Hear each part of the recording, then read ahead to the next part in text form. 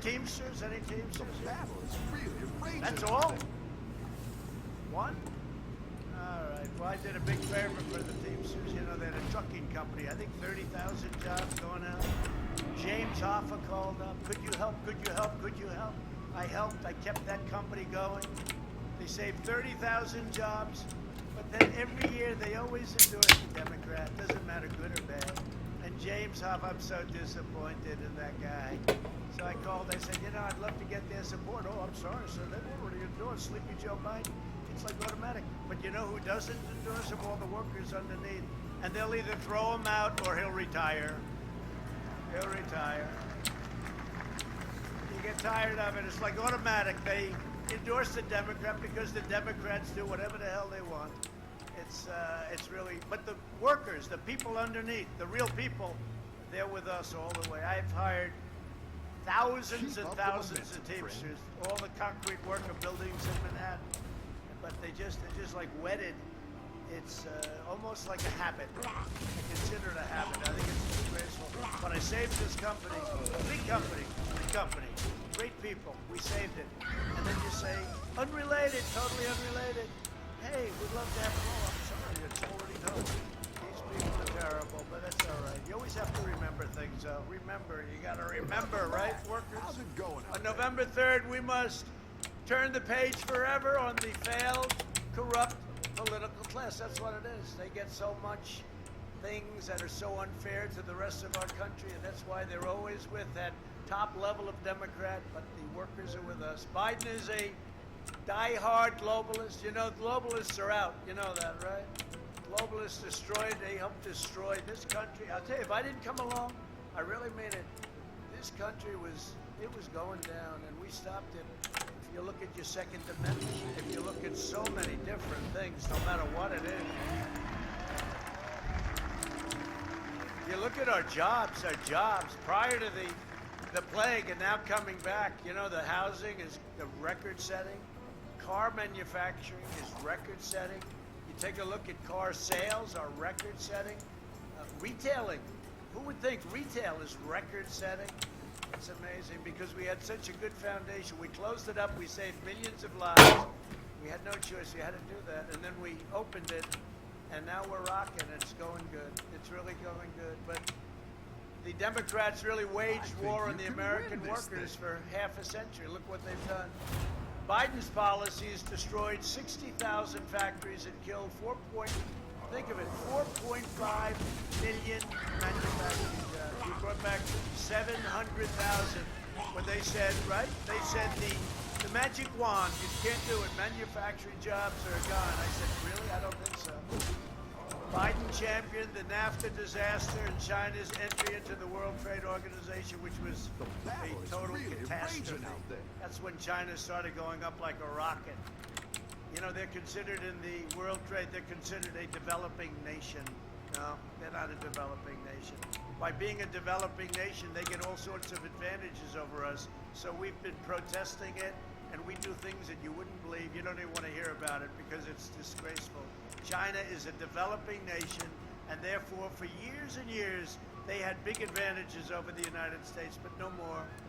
What followed was the nothing short, and think of it, nothing short of a blue-collar carnage, and it was in Ohio and Pennsylvania, and North Carolina, New Hampshire, Michigan. You know how many car plants we're bringing back to Michigan? Nobody's ever seen it. For 40 years, they didn't build a plant. And now they're building them all over. And I tell countries, I told a great gentleman, he just retired, Prime Minister Abe of Japan, I said, Shinzo, you got to build plants here. You can't do this. You're building your cars in Japan and sending them. We want our cars built here. We want cars built here. And he said, well, that's not up to me. That's up to the company. That's all right, Shinzo. I know you can do it. The next day they announced 5 plants. I mean, you know, what can I tell you? I know my people. It's up to Shinzo. It wasn't up to anybody else, but he's great. The workers of America will never forget Biden's economic treachery. They will remember in November after Biden betrayed, and think of it, all the betrayals on NAFTA and China, 40% of all of the manufacturing jobs were shipped out of Dayton. Now, the good thing is your roads, you didn't have a lot of traffic, so that's good, because everything else was bad, right? Because everything else was bad. 30,000 Dayton families saw their jobs disappear overnight. By 2016, the per capita income in Dayton had fallen 12% below the national average of $50,000. Remember this. This all happened. Wait, I mean, these numbers are incredible, what's happened in 3 years. Ohio lost 1 in 3 manufacturing jobs, 2 out of 3 iron and steel mill jobs, and half of its auto jobs, courtesy of Joe Biden and that crew, that group, that whole ideology. And now, of course, his ideology has changed. He's so far left. Now, just so you understand, he has no choice. It's not him. He's being pulled left. You see where Kamala, she's another great one, that one. You see her poll numbers? Her poll numbers were going down, and nobody treated him worse than Kamala, right? And she said the Harris administration and working with Joe Biden. Did you see that? But he said worse. He said the Harris, right? He said the Harris-Biden administration. And I heard that. I actually heard that live, although it's not real live, I'll tell you. It's sort of half gone. It's shot. It's shot. But he said the Harris-Biden administration, and that's where it is. Look, this guy is shot.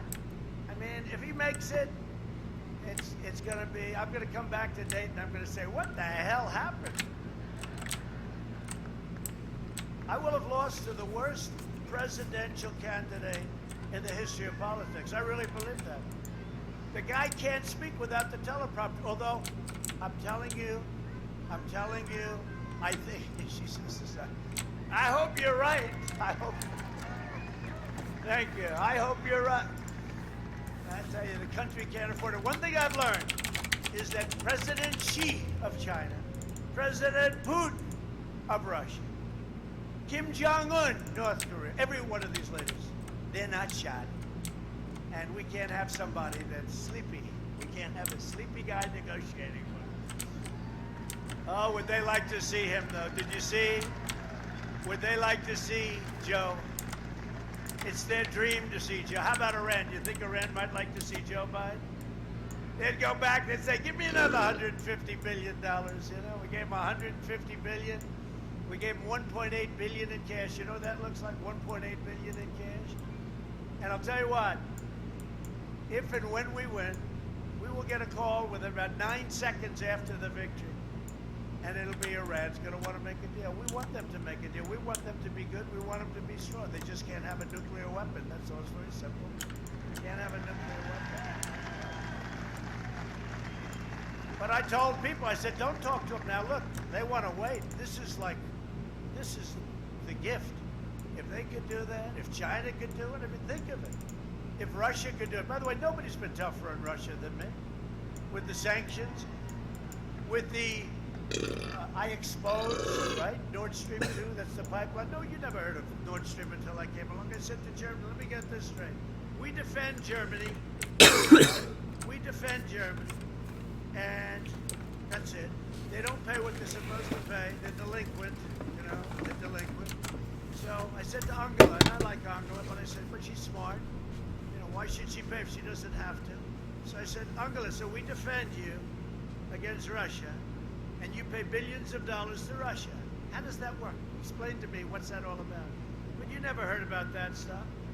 We give tank busters to Ukraine. We sell them in theory. I don't know if we'll ever get the money, but we sell them. But, you know, he gave pillows. Maybe he got them from Mike Lindell, the pillow man.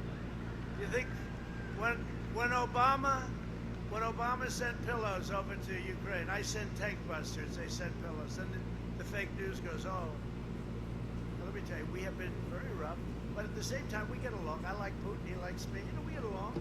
It's been, isn't it, when you say it's smart to get along, okay? Smart. I get along, or I got along with President Xi, but I don't know, after what happened here, I'm having a hard time with China. I really am. You know, they're buying a lot. The trade deal has been incredible. They have been living up to it, in all fairness. The largest order of corn in the history of our country, largest order of soybeans, largest cattle order. But It means less now. You understand, right? If we wouldn't have been hit with this pandemic, which they couldn't have stopped, it would have meant a lot, but it just means a lot less to me right now. So now after selling you out and bleeding you dry, Biden is back asking for your vote. The guy, when he was in prime time, which for him was about halftime,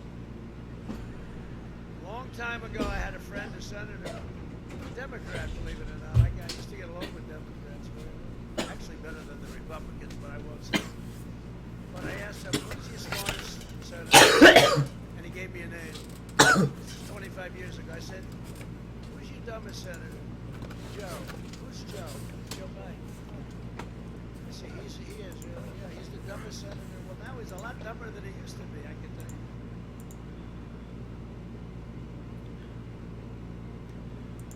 We actually want to go back to? Is Obama's world a world we want to go back to? No. Is this Middle Eastern involvement really something that we want? Because it's like I didn't care for Obama because I was super conservative, but now listening to all his warmongering stuff, I'm like, this is insane. So I have a question for you guys. Do you guys think that there's any way that we can go back to the way things were before after Trump? Or we mentioned a little bit about how more personalities like him are going to rise up. Do you think that's going to be a trend? I don't think we'll ever go back to the way things were before, but positive? But I think that's a good thing. Yeah, it's positive. I think Donald Trump is not some guardian angel descending from heaven to save all of the virtuous. Donald Trump is an angry bull, and it was what was available at the time for the angry townspeople. But after the ivory tower has been finally vacated by the people who run to the hills, then the townspeople can make an educated decision and find, that person who can actually go and start representing them. So this is what I said to my friend. If Joe Biden gets elected, you are kicking the bull out of the tower. He's going to lock the door. The Democrats hate Bernie. They hate Ocasio-Cortez. You will never step foot in that building again once they win. Now, if Trump gets the opportunity to win and kicks them out, they're gone. The best they could muster right now is Biden. They're on the ropes. The establishment is about to be crushed, and all of these cronies like Rick Wilson and these never-Trumpers, when they got booted from the Republican Party by Trump, ran screaming as political party refugees to the Democrats saying, help us, we got kicked out of the tower. The Democrats said, come, we'll nurture you in our bosom and protect you because we're all establishment cronies together. So I told my friend, don't let them take the keys back. Kick them out. And then after 4 years of Trump, because the next 4 years, I was like, you don't like Trump, right? And you don't like Biden. So don't vote for Biden. Just let Trump do his thing. He's gone in 4 years. And then you have the opportunity for an actual left-wing populist to come and have a real argument with a right-wing populist. It's going to be Buttigieg. He is basically the establishment's grooming candidate right now. Only if they win. We can get through to him. Either way, they're going to be pushing him in 2024. And we can get through to him, though, and make him not crazy. I think if Donald... So you look at who they have left. They have Joe Biden. The dude struggles, okay? He struggles. He's not going to be viable next. They couldn't do Hillary Clinton. There are no prominent Democratic figures. None. If Donald Trump wins, it's over for them. The establishment will be crushed. We're talking about the military-industrial complex. So this is what I was thinking earlier. I think, like you were saying, Lydia, do we go back to what it was before? Yeah, and it's before America was the world police. I think, because I don't think having one country be the world police makes much sense to me. It's too much pressure on the country. But if America were to stop being a world police, would China just fill that gap? Well, for their own interest. Yeah. Is there a way to globalize a world police so that no nation takes control? No, thank you. Yeah. No, but there's mutually assured destruction. China doesn't want to go to war with us, and we're dangerously close as it is. So I think... Conventional war. They're at war with us on every front, every angle right now. Anyway. I think that one of the contributing factors as to why we're on the precipice of war is because of world policing. Yeah, for sure. We put precipice of war with whom? China. No, we're already at war. Oh, yeah, right. We're already at war. I mean conventional, full hot war. That's done. That's not going to happen. We are currently engaged in a fourth generation warfare with China. They're pumping a country full of drugs the same way we pumped their country full of drugs in the last century. They're taking over infrastructure and trading routes all over the world. They're pumping us full of freaking propaganda. They're running TikTok and pushing the algorithm to corrupt our youth. they're helping these activists, these collectivist activists. They're helping on every front. We are at war, engaged, And they're actually 100% at with war China with right now. themselves because that Communist Party has co-opted the citizens. They are not. The citizens don't want to do that stuff. But this party, But they one do, and single they're party in the thing is weird. military, and they contribute. Yeah, they control the military. That's authoritarianism.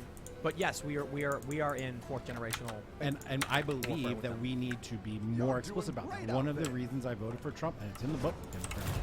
Did I mention that? You wrote that book. I wrote a book. I wrote a book. So It's you wrote a selling- book. It's selling really well. One of the things to talk about is changing the language and the conversation around China. Biden, for so many years, China, starting back with the WTO in the 90s, where we let them into the World Trade Organization, which was protested, by the way, by Antifa and Black Yep, Bloc, which yep. is funny because they're anti-globalist at the time. Yep. We have started since then just giving our country away to the point now where in a pandemic, we didn't have all the supplies and the risks of drugs running out and all kinds of bad things that are happening. And so we need to actually say China and the United States, it's a relationship right now. And we need to be changing the energy there. And I think that has been accomplished. Wasn't that was the battle in Seattle? Yes. Yeah. That was the World Trade Organization protests. Leftists were shutting down streets in opposition to global trade policy. Of the momentum. Amazing how many of these people are now older and still part of the left, but in a complete inversion to what they once believed. And that's part of the problem I see.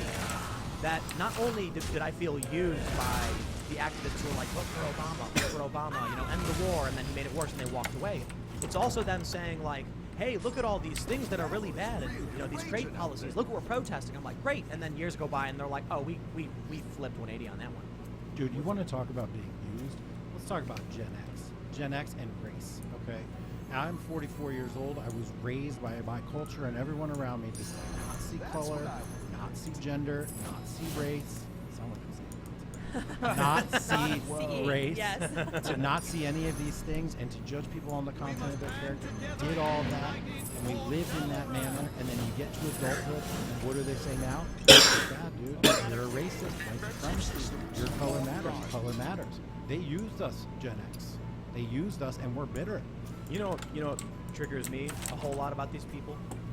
The progressives are the ones who fought for Loving v. Virginia, ending miscegenation laws. They have created generations of mixed-race people for which they now essentially disavow as either bend the knee and be privileged or be white. So these people. I think I was talking to someone about Robin DiAngelo's book, where she basically she says, I have no answer for how a mixed-race person is supposed to function. I don't know her exact quote, but she basically just like shrugs it off. But in this woke world of like racial discrimination, like Ibram X. Kendi and Robin DiAngelo, they don't have a space for people with mixed race. The progressive actually, created the laws which allow these generations to flourish and exist. Now they're creating. Now the left is embracing these policies and ideas that essentially say, okay, all of one race here, all of one race here. What do we do? So that to me is particularly offensive. It's like you're the activists right now claiming you cared about these things, you cared about the dream of Martin Luther King Jr., and now you're holding up signs with his quotes on it while fighting against his dream. I can fully support you, man, with the Gen X thing. I'm 41, and I basically caught the tail end of Gen X, raised with the exact same ideals. We are all the same. Not identical, but man, you look past what you see, and that's who we're unity, And then I went to Occupy Wall Street and was ready to talk about the Constitution and was told, we're not having any more white people speak. You can't speak for the news. We have too many white people. So exactly. Too many white people. I saw that written on a board at my last job that I got fired from when I got doxxed by Antifa. Fired me. I got canceled. But while I was there, on the whiteboard that was the note-taking for the Diversity, Inclusion, and Equity Committee, they wrote on the board, literally, too many white people working here. How is that legal? It's not. It's totally illegal. It's totally illegal. It's a violation of hostile work environment. It's a violation of racism. And when I spoke up about it, fuck. Yeah. And so now in California, as most of the world watching probably know, suffering all the time. Democrats are trying to repeal the civil rights passage in their Constitution, and they call it the affirmative action bill. So then when I try talking to people, they're like, but it's for affirmative action. I say, oh, can you point to the language in the bill that's for affirmative action? What do you mean? It says affirmative action. It's the title. Oh, so if I make a bill called the Patriot Act, it's for being a patriot. Yeah, that whole part about locking people up indefinitely, you know, and all that stuff. That's that's patriotism. That's exactly it. It's you know what's really remarkable about the modern left is the semantic tools they use to manipulate low information voters. We are anti-racist. Therefore, if you oppose us, you're a racist. Now, anti-racism holds the exact same tenets of racism, but the name is different. You know, it's like we're anti-racist. We didn't say we're not. We just, it just calls them else. Anti-fascism. Well, they're violent authoritarians, not technically fascists. The name. It's clever. You know, I have a belief, this might be a little esoteric, but I think that the human mind is not logical, it's more emotional. So when you say double negatives, they don't translate properly to the human mind. Totally. So if I say, don't be evil, they're hearing, don't be evil. And they're hearing be evil, even though I said don't before it. So when you're saying anti-fascist, you're putting out the fascist energy. And so it's making these people that way. Well, they're fascistic. They're not fascist, right? And what that means is they use a lot of the same tactics, and they hold many similar ideologies, but on core components, they're not fascist. Like, they're not nationalists. They're not fascist. What is fascism anyway, man? What is your definition? So it's corporate government pollution. So I think the official academic understanding of fascism was ultra-nationalistic authoritarianism. And so that could also mean you want to take over the world, but your country is in charge of everyone else. So the main difference I see, and I could be wrong, I'm not a historian. Here's the interesting thing about communists and fascists. They use the same symbolism, okay? When they raise the fist, if you notice they raise the fist and they point their fingers at you, it's the fist symbol with the fingers facing you is a symbol of all the fingers together making a strong unit. The fist, you can punch. But individually, the finger was weak. That's what what is it, fascists? Is that how you pronounce it? Fascies? The Yeah. fascies. That's the weapon of all the sticks tied together with the blade in it. That individually they were weak, but together they were a strong weapon. They believe the same core tenets of banding together for power. The difference was fascist, at least today, neo-fascism, is traditionalist. Only, the men are the ones who work, the women are raising the kids and in the house. And Antifa are fascistic in their techniques and everything, but they're ultra progressive. They believe year zero, culture revolution, abolish gender, abolish tradition, abolish religion. So, but did they, the same black bloc people, the same Antifa people, did they believe that when they were promoting globalism or protesting against globalism in the 90s? WTF? I don't know. Do you think they have any actual? I think it's new people with the same title. Like the next generation, they're just different people with different mindsets. My mom sent me this video where there's a bunch of people sitting in a dentist's office, and they're all actors. A woman comes in for an appointment and sits down, and then a bell chimes, and everyone stands up, and she looks around all confused, and then everyone sits down right away. Then she goes back, the bell chimes again, stands up, looks confused. Eventually, she just stands up too. All of a sudden, she's standing up and sitting down every time the bell rings. One by one, the actors leave. And then all that's left is her. Bell chimes, she stands up, sits down. New guy comes in, an actual patient, sits down and sees her standing up and sitting down, and he goes, what are you doing? And she's like, we're supposed to do it, everyone's doing it. He's like, oh. So he starts standing up too. Then one by one, new people come in for their appointments, and then all of a sudden, everyone is standing up and sitting down, having no idea why they did it. It just transferred over. I think what we see with the left and Antifa is it is a chaotic, destructive force with no principle and no plan. It is just the embodiment of rage. So that's why they oppose the World Trade Organization, and then now they're in favor of the World Trade Organization, I guess. It's collectivist.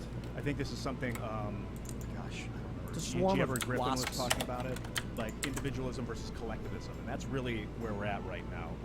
Fascists and communists are collectivist. Yes. You can say And Jordan Peterson talks about this. Yeah, so the collectivism could be, It's good to I don't get know if some it's just minions in dangerous play. in general. I think it is. Because I think that individualism is strong, because when you have individualism, you have personal responsibility. When you start to lose individualism, you lose personal responsibility, and you lose, maybe this comes down to people not experiencing the effects of their own actions, like not being disciplined maybe when they're growing up. I don't know if that's cause or effect, but I think that the individualism is so strongly tied to personal responsibility. You can see a culture start to crumble when you start to lose individualism, which is what makes sense. It's a bunch of Antifa is a bunch of kids who have been given everything whenever they cried about it, so they're crying about it, trying to get it. I think it's funny, you know, these college kids. People talk about how colleges are indoctrinating people, and I'm like, it's not in the way you think it is.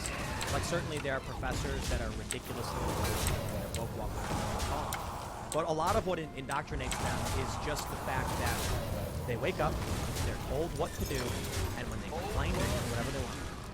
Then they graduate, and there's no longer so they're kids, and they're like, I want you to imagine now, you know, a 38-year-old woman with an 8-year-old kid, and she's standing in the ice cream shop, and the kid's screaming and pounding his feet, saying, "I want 2 scoops!" Ah! And then she's like, okay, please, 2 scoops, quickly, he's yelling at me, oh, my ears. And she gives the kid what he wants. That kid grows up, goes to college. Now you see it with that video like Nick Christakis. Remember that? He was at Halloween, and they're screaming, like, no matter what he says, they're just like, shut up! Ah! That's the same kid grown up now, whose parents just said, whatever you want, dear. Oh, they're yelling in my ears. It's a lack of masculinity. And now what we end up getting is even these professors who are respectable are not being tough. Like, when a professor gets surrounded and they're screaming at him, he goes, okay, I'm listening, I hear what you're saying. Instead of being like, F you, shut up, get out of my face. And this is because the doctrines infiltrated the top levels of the organizations and will fire those professors if they stand up to the Probably. to the weakness. Because people are more concerned about getting that quick buck than what's right. That's another big problem. You know, I love it when people are like, I have a problem with capitalism. Like, you know, I gotta say, there is an issue when people are like, I will sell out my principles as long as I get paid at the end of the day. That's not an issue of capitalism, though. It's an issue of no shared values and morals. Mic drop. You lean Agreed, back. yeah, Well, no, definitely, yeah. Keep up the momentum, friend. Right, exactly. I mean, the thing about it is we can see everywhere that there's a failure of masculine leadership, there's a failure of family, there's a failure of strong community. And the definition of collectivism really is that you go through shared responsibility. And when you have shared responsibility, then no one can. When you have individual, that's when you can collectively have trickles up from the individual. I heard a quote, maybe it was in the Siege, whatever. He said that he is like a communist at home, and he is like a socialist in his community, and then he is a libertarian in the, you know, for his political views. Interesting. And that is the way it is at home, right? I mean, dude, I work, daddy works, daddy pays, daddy provides. I'm happy to share. It's easy peasy. According, you know, for me, according to my ability, to them, according to their needs, right? But I don't want to see that kind of crap at the federal level. Right. No way. Level, yeah. I got this quote. Yeah. I'm assuming it's real. This is from World Boxing News. Social media made you all way too comfortable with disrespecting people and not getting punched in the face for it. Mike Tyson. I don't know if that's a real quote or whatever. I saw it going around. It sounds like he said it. I mean, it's even in the Taylor Swift song.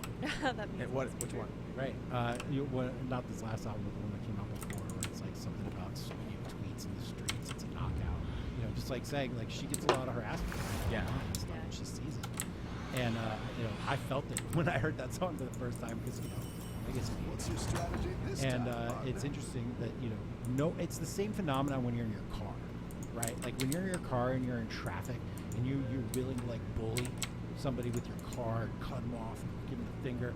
You're insulated from real life, right? Let me tell you something. When I am standing in line to get in somewhere, I'm 6'4", 250. How many people walk up and cut in front of me? Zero. Probably none. But people will elbow their way in within their cars and then they get mad at you, right? It's like when people are detached from the outcomes of their actions, like Antifa has been, they just go buck wild. Have you ever seen the viral video where there's like a fence and the 2 dogs are yelling at each other and barking, and then the fence starts opening? It's like a gate, it slides, and then once it opens, the dogs just stop and like slowly turn around and walk away. Like, oh no, now I got to be accountable for my actions. Yeah. So this lack of masculine energy is directly linked to the era of social media. Bumps now and then. People have I think it emphasizes it, but the attack on masculinity is What's the why? What caused it, or what brought it on? Well, it was when feminism decided that they needed to wrench the power from the patriarchy, and all societies are patriarchal. All patriarchies are oppressive, and if you are to end oppression, you must end the patriarchy. And what is the source of patriarchy's power? Masculine energy. So you have to attack it at the source. So it's very logical if they want to do this. You see that viral TikTok where it's like this chick is putting on makeup and getting ready for school, and she's like, "Y'all women in the '60s wanted me to be independent. I don't want to be independent." And then she starts yelling, "I want to be a housewife. I want to make dinner for my husband, but now I have to go to school." And then she like storms off. It's actually really funny. It's funny. It's true. It's sad. The worst thing that happened with feminism is that they decided that the ideal woman looked like the ideal man. Right. Instead of saying what the ideal woman should look like. I've been saying should champion femininity. I've been saying this for a long time. Feminism is destroying femininity. Yes. Because it's championing masculine concepts for women. So you take a look at Captain Marvel. They're like, okay, we're going to make a superhero movie that's traditionally a male role, but women should do it too. Oh. Well, sure, but what you're basically saying is the ideal man is paramount, is peak humanity, right? The point is, if you have a movie where a guy is a superhero and he saves the day, and then your response is women should be like the man instead of the man should be like the woman, you're basically saying the men is what we should all strive, the masculine is what we should all strive to be. But then the problem is, it comes down to, it's not, how do I phrase this? Disinherits women. Well, they're attacking men, got some fresh right? recruits Because they're for you. trying to prop women up in masculine roles, which creates, which destroys both. Right. That's the point I'm trying to make. Exactly right. Exactly right. By saying that the ideal woman is a man, then in order to get the women into those positions, you have to degrade the existing men. You have to degrade the existing system in order to make space. Now, this is echoed in critical race theory when it comes to race. If you've seen these bubbles that are like, oh, this is when you're an early, like a tadpole of an anti-racist, and then when you get to your fully developed anti-racist self, it says specifically, and this was in the Smithsonian published, it says white people yield positions of power to people of color. Keep up the momentum, friend. Detail, specific, actual call out. Okay, it's the same concept. It's like we need to get these people out of power so that we can take. Did you see in the book In Defense of Looting, they basically said that, or I could be wrong, so fact check me, said that Jewish people and Asians represent the face of the Capitol, and then a bunch of people are like, that sounds an awful lot like what Nazis were saying. But it's they believe a lot of the exact same things. So I'm not complaining God was law. What they wanted to do was get rid of oppression or diminish oppression, feminists. And then they conflated patriarchy with oppression, and that's where it's skewed. That's like where Hitler conflated the Jews with the banking power structure that he wanted to overcome, or whatever the power structure. He thought just because a lot of Jewish people were in those positions, that it was the Jewish. I don't even know. I think the dude was just he went after Jewish scapegoating. people. For sure, but as the feminists went after men accidentally, because they were just trying to undo the oppression system. So the fake oppression system. Yeah, and it's the dude same was thing just with nuts. critical race, is they're trying to undo the white people, but what they really want is to undo the oppression. Well, this is the joke. Whichever group you want to be a part of, you got to figure out who your target is. If you want to be an occupier, the 1%. The 1% is responsible for the war. They're the one who controls the bank and the money.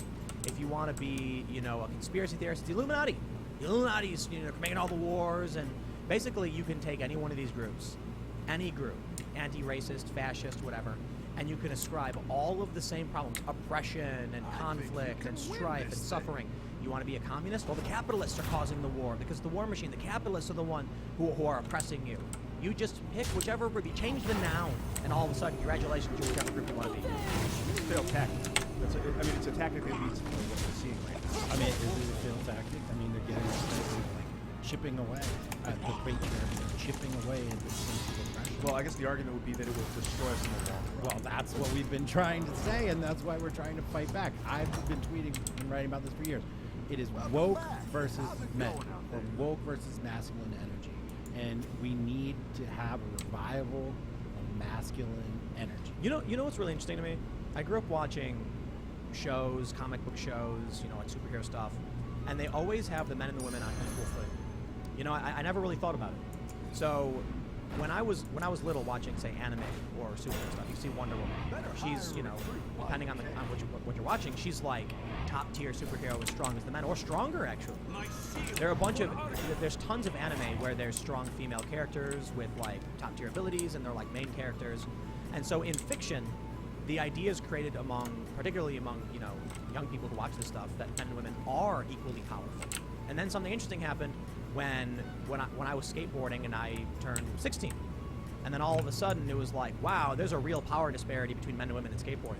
Then I turned 18 and I went to the X Games, and I was with my friend, and I got to meet a bunch of the top female skaters. And I mean this with no disrespect at all, but they just don't compare to the men. And then all of a sudden, I heard from the mouth of one of the top female pros, "You will never be as good as a man." And that she was telling to the other women. I thought it was interesting to grow up seeing all this fictional content where men and women are equals in every way, fighting each other, or sometimes women are stronger, Captain Marvel. But then you go out in the real world and you watch sports or work, and it's like, men and women are totally different.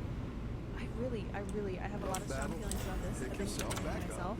I really hate this idea that men and women need to be on an equal playing. Well, not that they need to be on an equal playing field, but that they need to be the same.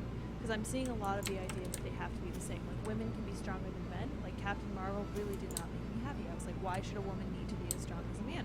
Why don't you find something interesting that a woman really is good at in real life, and you empower normal women to do normal women things to do well, and to like assign some kind of value to that, because that would be interesting. That would be different. But I think about like Sparta, right? I think it's the Spartans. The only I don't know if this is true, but I read that the only way a Spartan would get a gravestone is if they died in war, in battle. And the only way a woman would get a gravestone is if she died in childbirth. I don't know if that's true, but I was with Spartans. The only I don't know if this is true, but I read that the only way a Spartan would get a gravestone is if they died in war, in battle. And the only way a woman would get a gravestone is if she died in childbirth. I don't know if that's true, but I was watching 300, so I started like reading about Sparta and stuff like that. I like your Well, I was gonna say, like, if jumping into a burning building, and pulling out the puppies and the children and saving them is a masculine thing, being the hero, being the strong adventurer, the warrior, what would a feminine, movie be? What would the heroic female be doing? Raising Alexander the Great. Yeah. Training, There's a phrase, there's a saying, the hand that rocks the cradle rules the world. Interesting. Right? Genghis Khan's mom. It's the moms that put ideas into the kids' heads, and it's the women that the men desire that spur men into conquest, into creation, into building things, and to protecting and preserving things. So like that Game of Thrones, where you have the women who are at high-ranking positions, who are royalty or whatever, and the men are all fighting the war and stuff. Yeah, I don't. Who got this idea that it's like it's better to go to war and get chopped up in a meat grinder than to stay at home and to take care of the farm and the kids? Yeah. Like, But that's even still we're talking about the peasant class or the working class. You in looking at Game of Thrones, you had tons of female characters who were in positions of great power, who were directing the men to go into the meat grinder and go to war for them. And so there was a lot of drama and a lot of power behind what they did. You look at those characters, like Cersei Lannister was extremely powerful. Now, mind you, I mean, the show kind of trailed off and nobody cares anymore, but I'm using it as an example that you've got a lot of shows where you can see female power and how they wield it and how it's represented. And it's dramatic and it's fantastic. well, I mean, look, there's we were talking about Spanish, Latin culture and Spanish language. It's El Sol, right, masculine, and La Luna. Yep. Right. Right. Okay. And then it's also Mother Earth. Right, so we have in us, in our history, in our archetypes, in our DNA, in our evolution, this idea that there are polarities. Yeah, Jordan Peterson. And talks about you it. need them both, and that like the great caretaker provides this warm, safe, wet environment for us to live in. It's female energy as well. What's the stereotype of when a soldier is dying? What does he yell? Screams out to his mother. Yes, he does. Yeah. He doesn't yell dad. He yells mom, mother. He lived inside her for 9 months. That's crazy. That to me is one of the greatest disrespects of modern feminism.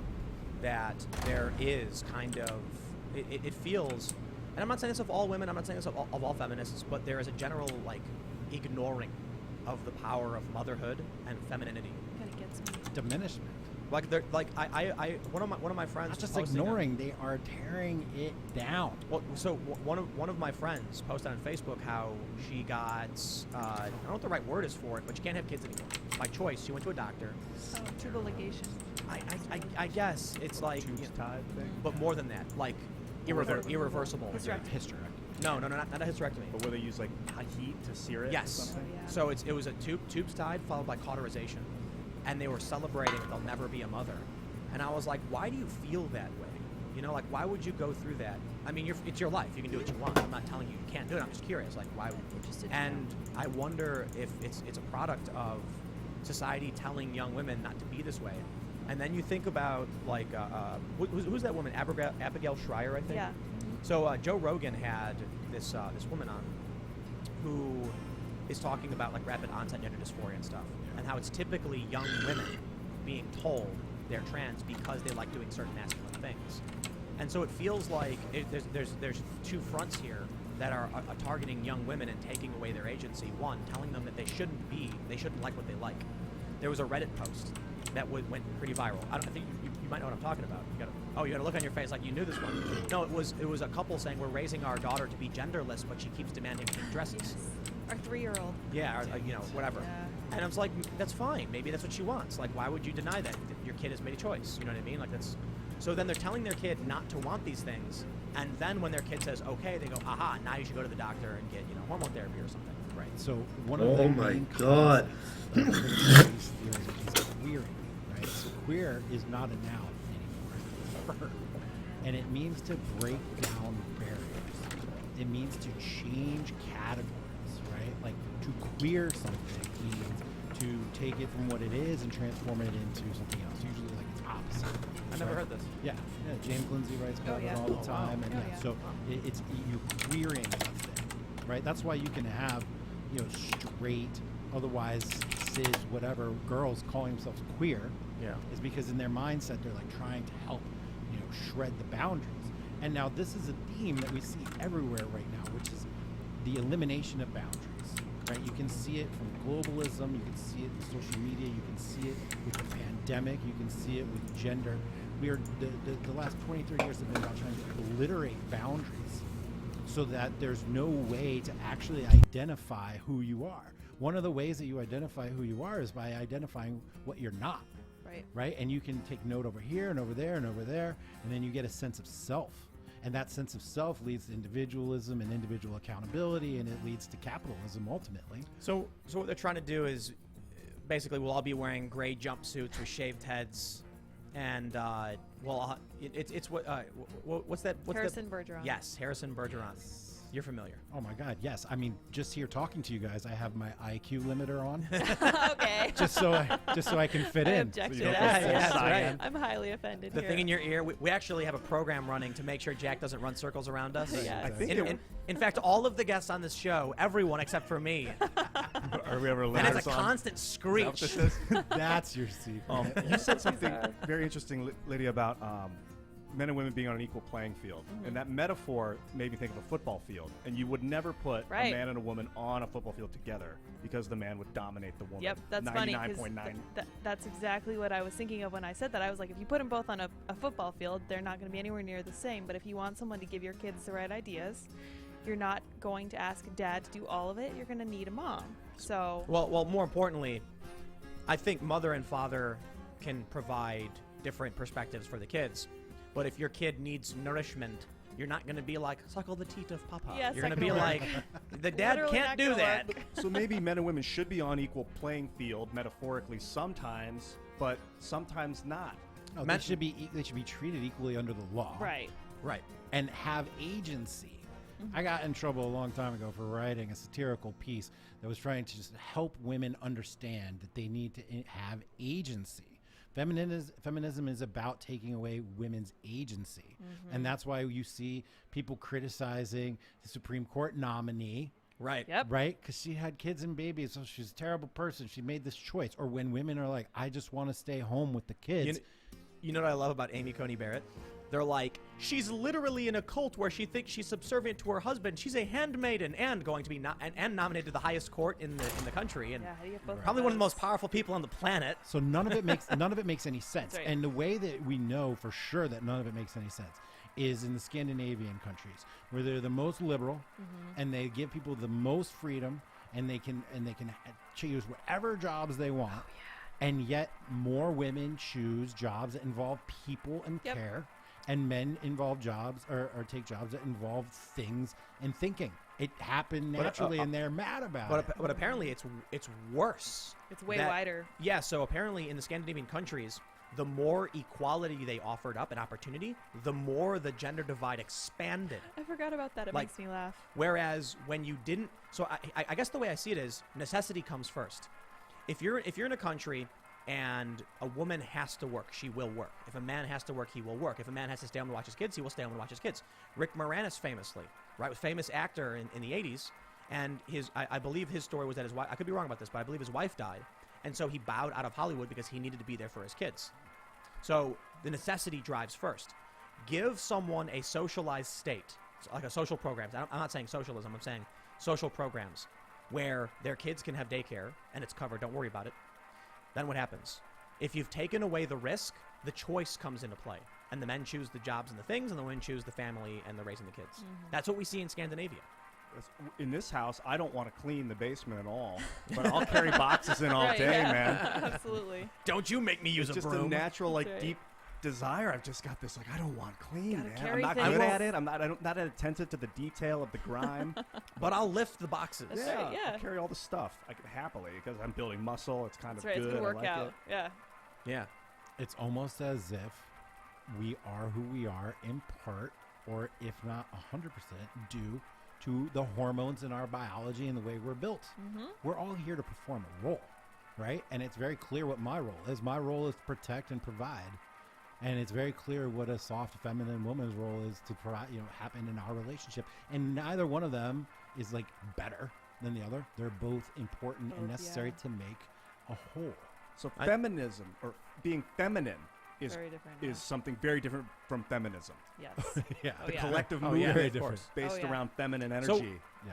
What about men being feminine and women being masculine? I think it's all spectrum, right? It's like these are group averages. So you're definitely going to have men with a little bit more of a feminine energy and women with a little bit more of a masculine energy. It's not clearly just going to be 1 or 0, but they do gather around the means outside of, in their sort of bimodal distribution, I think is, Have you heard is of the term. The Kenzie scale? Yeah. That's like a sexuality, sexuality scale, a yeah. 1 through 7, Yeah. and that people, I don't know, most people are either a 3 or a 4. Yeah, I'm not super familiar with that. But the thing that bothers me the most about feminism is that it comes in with the name kind of like Antifa. It's interjecting the idea of a strong feminine.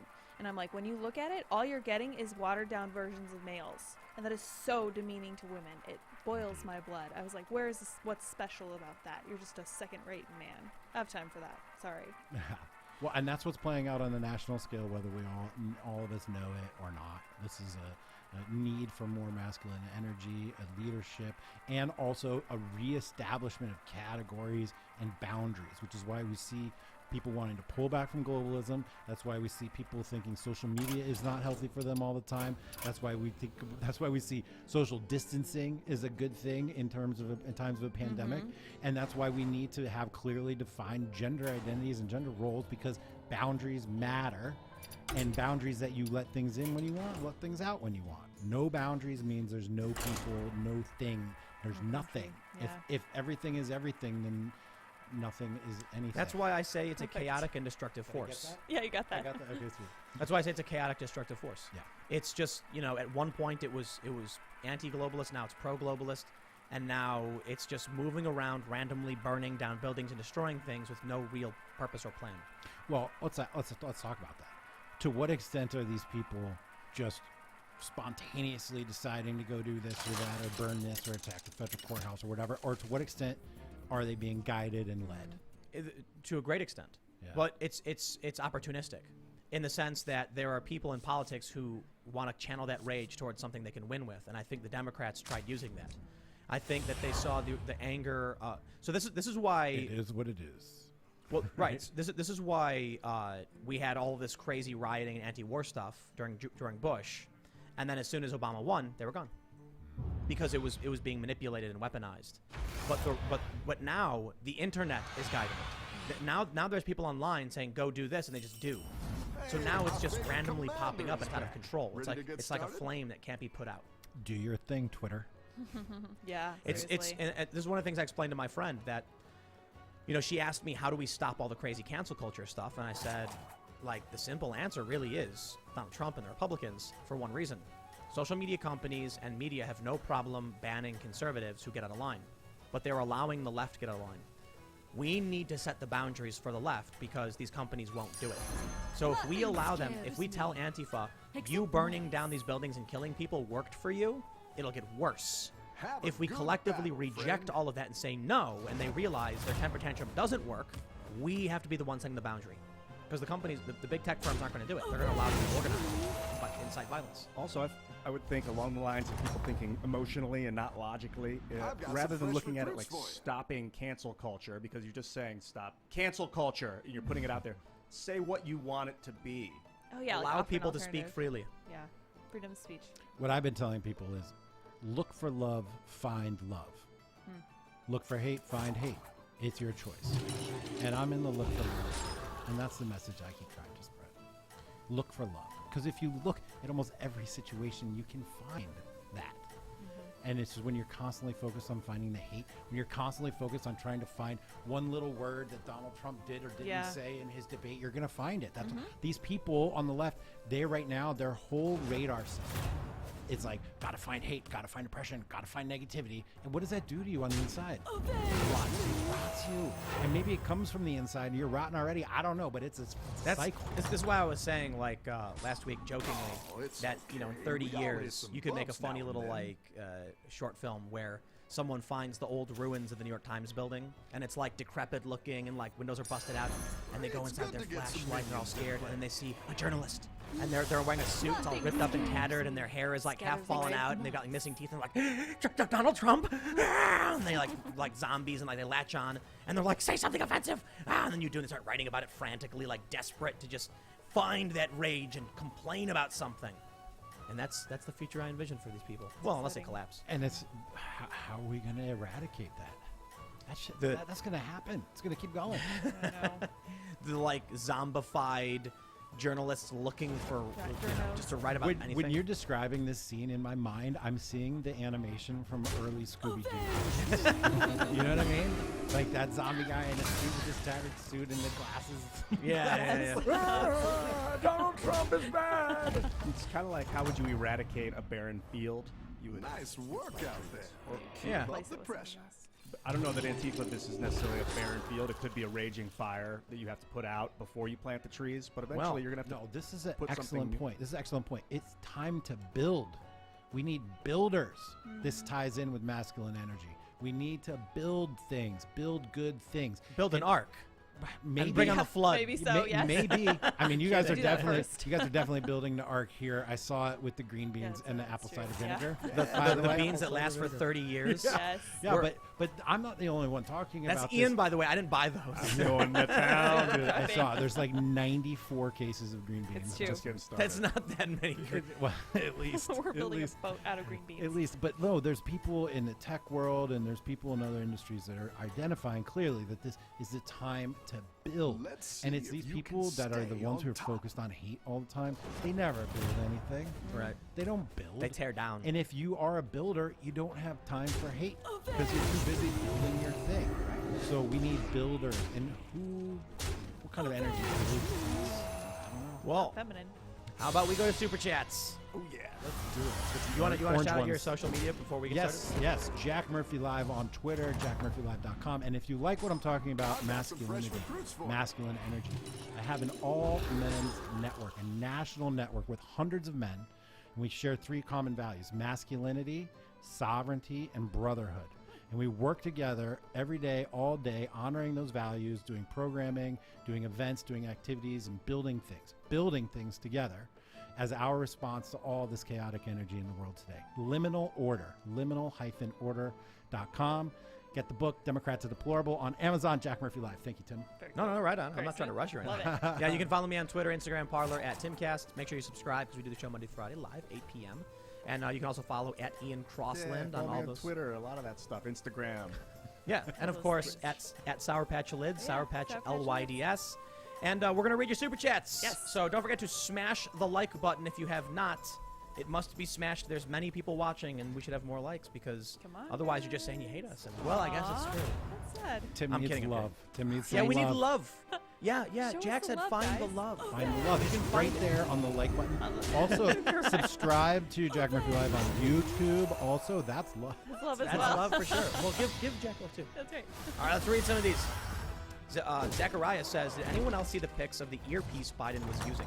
Did you see anything like that? I saw something that tried to say this was that, whatever. He had a I mean, pen in his sleeve. yeah, I don't know. I mean, wouldn't they all go up there with mics just in case they can't hear Yes. Donald Trump and they can hear the producers or whatever? I mean, isn't that standard? You know what's really funny about this thing? So people are claiming that Joe Biden was wearing a wire because he like fiddles with his lapel, and then you see a black line squiggle down his shirt. The funny thing is, I have no idea what it was. Yet Facebook has determined it was the crease of his shirt. How? I have no idea because I don't know what it was either. So I'm like, how can you claim, falsify this claim when you're just speculating the same? Well, I think it was just a crease in his shirt. How do you know? Were you there? No. Well, then get your fact check off Facebook, dude. Yeah, it's the seriously. stupidest thing ever. Those guys, the social media, Twitter, all of them trying to be the arbiters of I fact. once served a is drink to a death bad note. Rich. It froze Oh, yeah. over, Oh, yeah. right in his Let's see, Justin hands. O'Toole says, did the couple not decline to pursue charges, hence why trespassing charges were dropped? I think this will help them in fighting their own charges. That's a reference to the McCloskeys, I believe. So. They're I saw not that charging they the were people who dropped, trespassed, yeah. Crayson says, as a redcoat, American politics is my favorite reality TV show. However, too. Trump, win or lose, your country You're will need doing to address great and out resolve there. the fact that one of your political parties is openly corrupt and outright evil. Yep. Yeah. At least one. Oh, that's the whole point. They're all corrupt. They're all in bed with corporations. None of them have your best interests at heart. That's why we elected Donald Trump to go after the Uniparty. Dip Dop Doopity says, I think you should have Chris Reagan or his co-host Colin Moriarty on the show. I know your relationship has been tense, but he's a true liberal. The co-host of the podcast is a conservative, and Chris has been labeled a conservative because of association by mainstream press. I think he would make for some interesting dialogue on both of your perspectives on Trump. So Chris said something on Twitter like that politics is very personality driven, and so he thinks Trump could, do something very disgusting to an animal and then air it on a children's TV program, and his supporters would find the backwoods version of Yes Queen to yell. And my response was, Donald Trump could overpay his taxes by millions, and they would find a way to claim he paid no taxes. And then he responded with record time. I'm assuming he was trying to imply that I was the person just blindly and zealously defending Trump, when my actual point, which I responded, was the people who claim only Trump people are like this and ignore the fact that they literally do the exact same thing are blind to what's really going on. That was my point. Yeah. And, of course, none of them want to acknowledge it because they're the exact same. Yeah. They're pointing the finger at the mirror and going, yeah, you're a fascist. And it's like, it's you, yeah. dude. It's that Spider-Man meme, dude. Right, It exactly. totally Yep, is, Spider-Man. yeah. Cult says, why are Keep Dems up so the freaking momentum, evil, friend. and why won't YouTube let me put the full name of Dems in this chat? Oh, that's weird. That is weird. Why are they so evil? Dems? Demons? Democrats. It's that It's that collective mindset. group think that's dangerous. The individuals are usually pretty cool. If you get them in a group. All right, we got one here from Lahaika. If the world needs to get on a progressive path, Trump needs to win. I hope Americans understand and choose him with a landslide, showing the world an affirmative narrative of progressiveness. Trump for USA. I'm not sure I follow completely. He's talking about like really being progressive. Oh, I see. V City says, did you see the article from the Inquirer out of Philly that memory sticks and a computer used to program voting machines were stolen from an elections warehouse? They said the laptop had been remotely disabled, but didn't mention the memory sticks. Is that what Trump was talking about? Bad things happen in Philadelphia? Oh, Maybe so. interesting. I'll Yeah. Double check it. The gang does the election. Yeah. Right, seriously. Like literally. Rigs It's it. a mafia. Leor says, I haven't lived in California for 10 years, and my parents got mail-in ballot for me today. But please tell me how this won't be a rigged election. Yep. It's gonna be rigged. It is rigged. Political Pilot says Tucker is being critical of Trump at the moment. Well, because Tucker is a man of principle. Yeah. He really is. Leonidas says, I got a poll call tonight. When they asked who I would vote for, I said, I'll take the bully. Yeah, now they're going to write, that must mean Biden. Yeah. Bully? Starts with a B. Bully. Starts with a B. Yeah. Biden. Jonathan says, hey, Timcast IRL crew. Mostly Sour Patch Lids. Oh, hello. I was polled today for the first time ever. It was definitely skewed towards a Dem candidate here in GA with very specific questions about him. Have any of you ever been polled? Love the show. Trump 2020. I've done some of that phone polling. I did some of the phone polling. We called people and we read them weighted questions about different candidates. And I remember reading through and I was like, this is how it works. I see Oh, how yeah, the polling dude. works now. They'll It be all like, makes sense. Donald Trump recently threw a bag of puppies, hypothetically, into a burning building. Do you support this? So, okay, so you don't support Trump. You're Okay, doing got it. great out You know, there. they'll ask you very specific questions. Donald Trump recently did this, and they'll tell you something really, really bad. Do you support him? Well, they Support support weighted, you were yeah. talking about sales techniques before. Yeah. That's what we're trying to do. Right.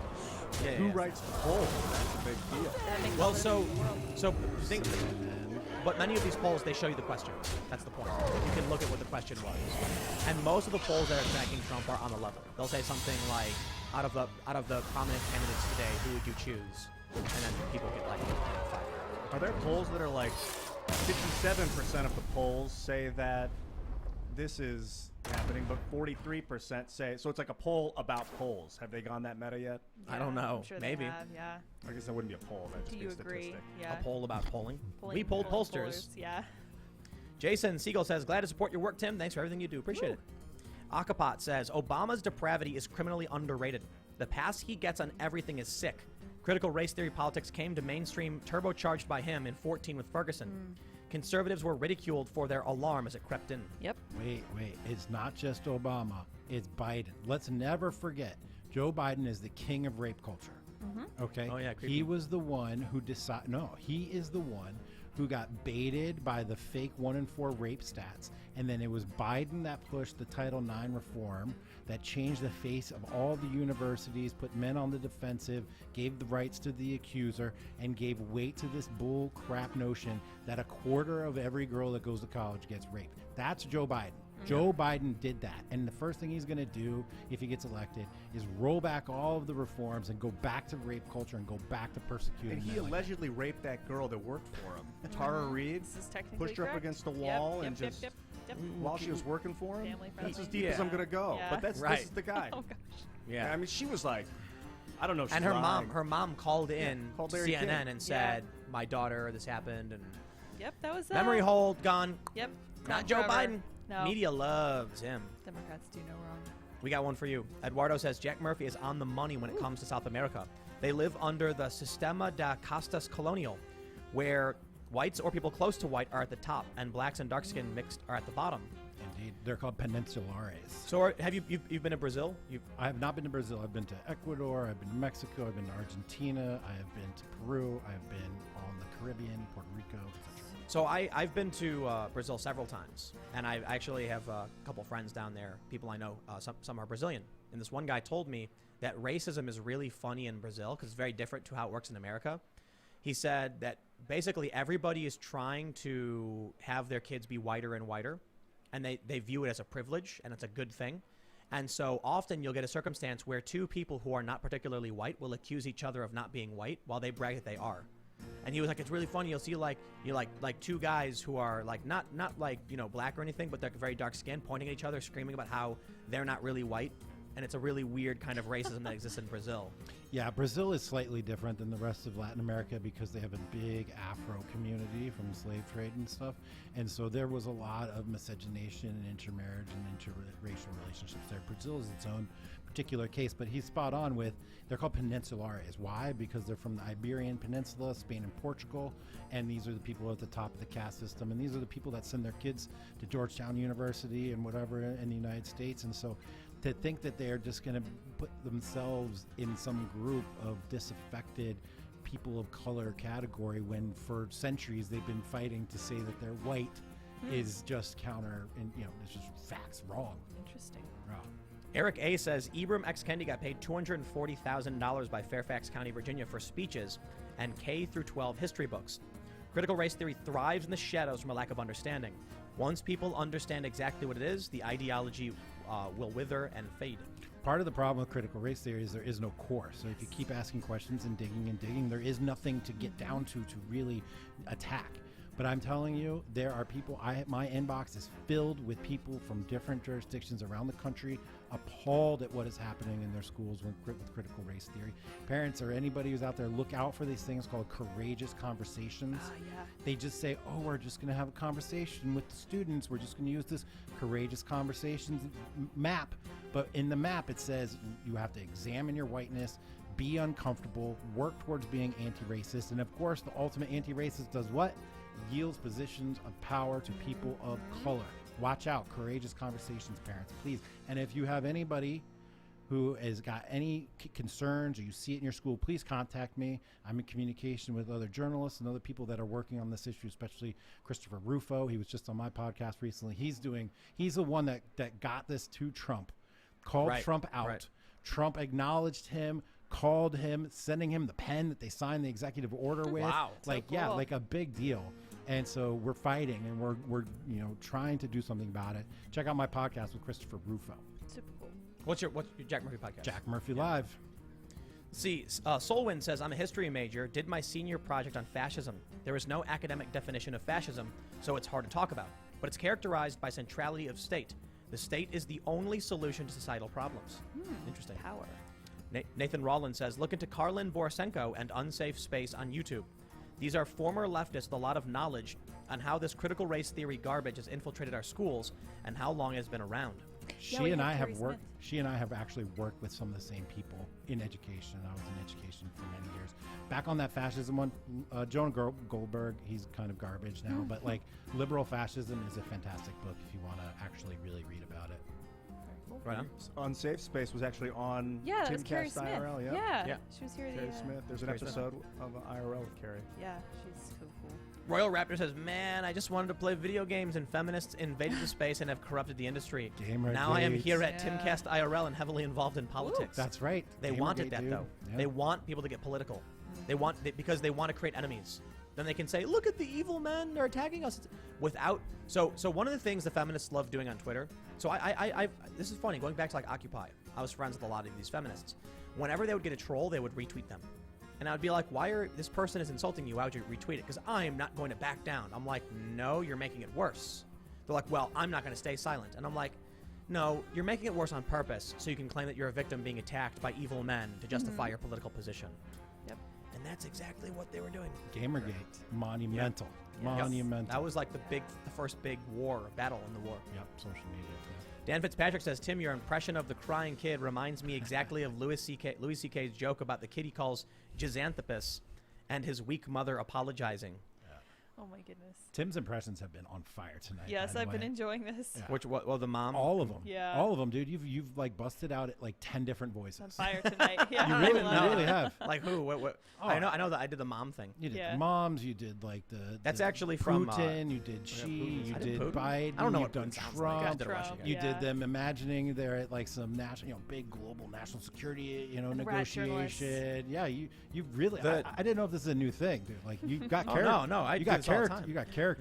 The mom thing actually is I'm imitating Brandon DeCamelo from CKY when he liked this prank where he drove up to a fast food restaurant and he was like, the kids are screaming in my ears, and that's the voice I'm doing. I'm ripping him off. Feels great right here. Right. High pitch, whiny. Really high pitch. We get the treble down over here. Yeah, I'm gonna work on that here. Yeah. Maybe I'll do some Freedom Tunes. Freedom Tunes. Yeah, Freedom Tunes. Have you seen it? Yeah. Yeah, we had him on a couple times. Oh, sweet. We were talking about potential voices we can do. I don't want to give away some of the jokes, but there was like a really, really funny joke we had where like Seamus and I were talking and then we made a Lord of the Rings joke that would work really, really well for modern politics. And I don't want to give it away because he might end up doing it and it's going to be amazing. But it requires doing some pretty good voices. Yeah. Akapot says, true believer, woke people say they want to end oppression, but what they want more than that is revenge. Human hearts are pretty sick. Trusting our hearts can be bad. Noble intentions aren't always noble. Look at its fruit. Yep, that's what Christianity says. We were saying earlier that you were like you suffer vengeance as well. Yeah, it makes. Well, we were talking about the death penalty. And I was Yeah. like, I'm a little bit vindictive, and I think there are things that you can do that definitely deserve closing of the book. I But need to- there's too much room for error. There's too much human room. I think for I need error, to so- calm my vengeance. You know, Step back. we were having this conversation, and I was like, I think one of the problems is actually the inefficiency. You know, when it comes to death row, Yes. how we put 10 years, taxpayer dollars. What if we just empowered the police to be the judge at the same time? Then they witness it, Go and then on. they can choose to make that call for the death penalty on the spot. And perfect. maybe we'll give them red helmets and Jetpacks. and Flying special weapons, cars. flying cars, and do you know Judge Dredd? I do not know Judge Dredd. Well, now Gotta you make do. you I'm so sorry. That was like the general concept. Is they were like, Sylvester Stallone. yeah, Are we yeah. going to be talking about magic next? Okay. No, No, Judge no. Dredd, dude. This is Yo, like Judge? sci-fi, It's like, yeah. futuristic dystopia. It was basically like it's actually an interesting thought. Think about it. A cop arrests somebody, makes a claim to a judge, and then the judge makes a determination, or a jury. But wouldn't it be easier if the judge was the witness?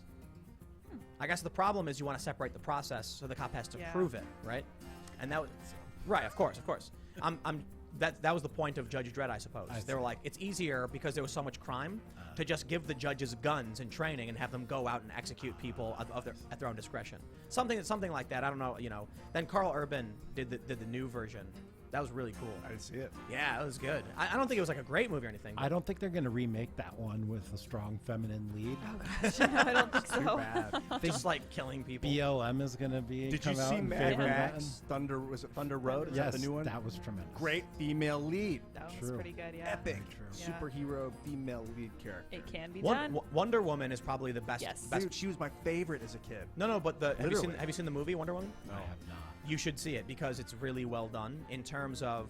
So Wonder Woman Oh, believes. wait. With the backstory and the island with all the Yeah, women. yeah, there. yeah. Oh, yeah, I did see Yes. that. It That was- was very good, actually. And it was interesting because Wonder Woman was being very motherly, wanting to protect everybody from the chaos and the war, thinking she was idealist.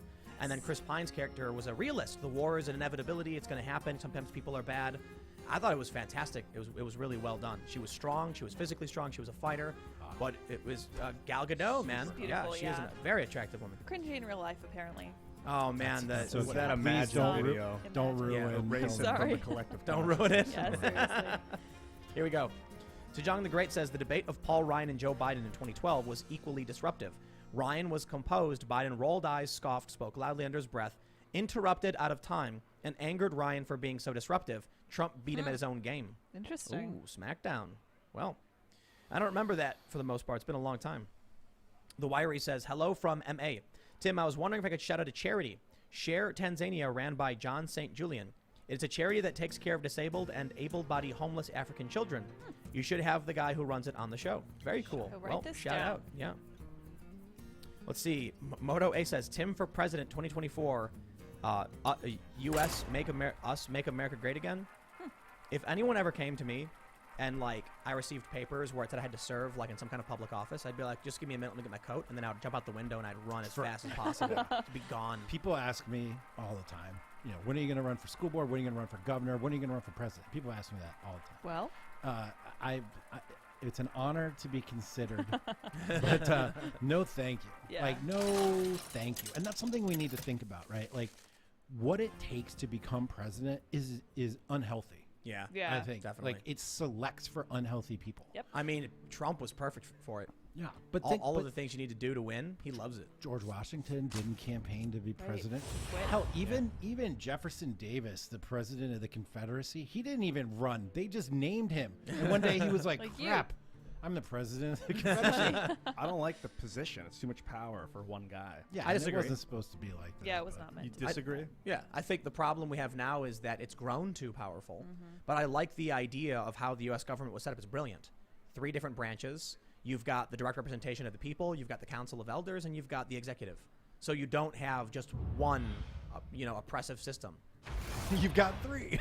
But You you've could got have to, an but they're executive fighting board, each other. though. You could have like a board of executives. I don't But think you can't. with But, like maybe a president. but then you of the get board. crushed in war. Well, then the president of the board Are you could ready? take control if there was a war. That's literally what we have. No, we have one guy dictating No, everything. no. That's not how it's supposed When to you be. when you have a committee and then you enact, dictate like emperor powers to the one person, they never give the powers up, and it creates a constitutional crisis in terms of what your government's supposed to be. We have clearly defined branches. is They a have rules. The joy founding to fathers were watch very, you very work. clever. I think maybe they couldn't have foreseen rapid information technology. It doesn't necessarily change what our rights are, but it does change how everything functions, and it's becoming very chaotic. Because one issue is Don't that we tell don't the have free others. speech, I'm but rooting for you. our public discourse is owned now on platforms by essentially oligarchs. They can determine who's allowed to speak and who isn't. Thus, politics is totally down That is freaking crazy. I censor myself on the show.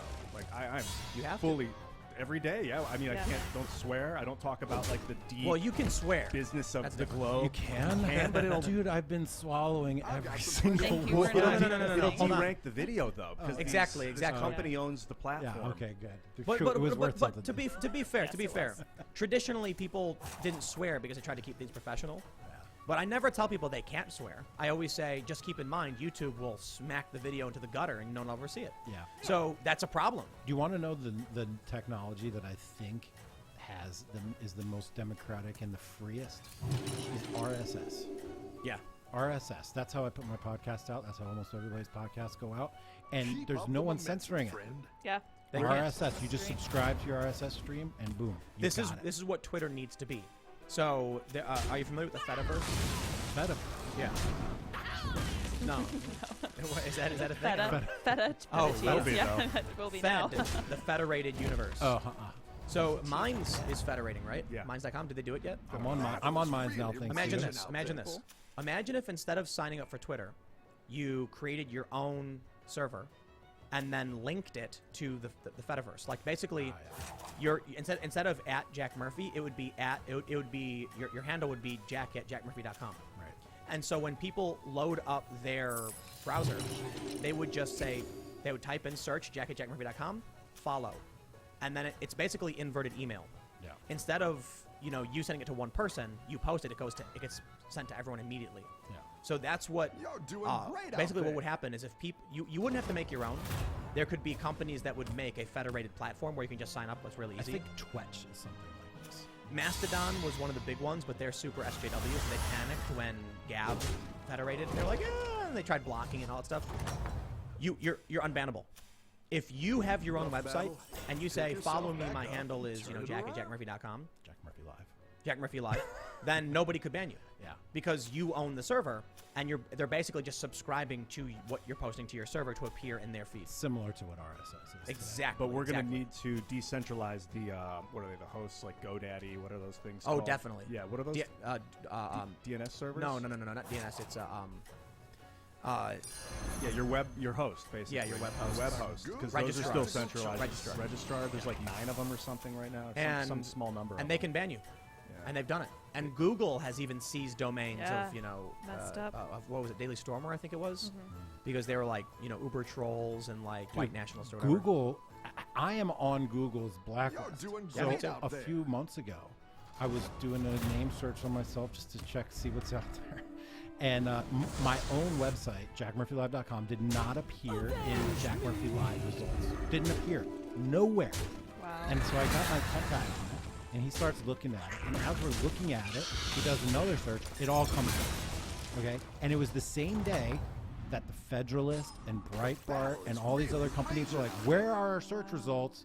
And at the same time, we all discovered that our stuff had been, see, I said stuff there, had been taken off, and then they just flipped the switch, and then it was back. My 2 channels, Timcast and Timcast News, cannot be found on Google. You can't Google search them. Isn't that funny? And it's This YouTube. channel can. Yeah, YouTube. So here's what's really funny. I can take I post a video every day at 4 p.m. YouTube.com/Timcast. You take the title of the video and paste it, and guess what comes up? Facebook. Because I post on Facebook. On Google it won't show you my channels. They're completely removed. Timcast IRL, however, because I made it, it's actually made this year, not blacklisted. You want to hear something funny? Do you remember growing up? I don't know if you're young enough for this, but Microsoft and PC dominated everything, right? Yeah. And to have Macintosh, Apple was like to be the outsider, all right? Now, guess what? I like to use Bing. Bing gives me the best results, and it seems to be unbiased. And now, how is it that Microsoft is actually giving me Keep up the like, momentum, free friend. data and liberty that I want? It's a weird sort of. It's inversion. It is an It's inversion. all inverted. I was using DuckDuckGo. good Pretty, too. I hear it's free and they don't track it. Someone's probably tracking. I'm using a VPN. Brave too. Well, there's the browser and then there's the search engine in the browser. So the Brave browser, that was a good search engine. Smart. Oh, here we go. Doobie McNasty says this was one of the best conversations I've ever had the privilege to listen to. Thanks, y'all. Cool, Thank you, yeah. Doobie. Amazing. Appreciate Stay it. tuned, man. Let's see. Roger That Trucker says, it's all to stop anyone outside of politics. If you interfere with us, we will make your life hell. Indeed. Oogie Boogie says, Love it. the female Judge Dredd was Captain Marvel in the Civil War II comics. Straight minority reporting people in it.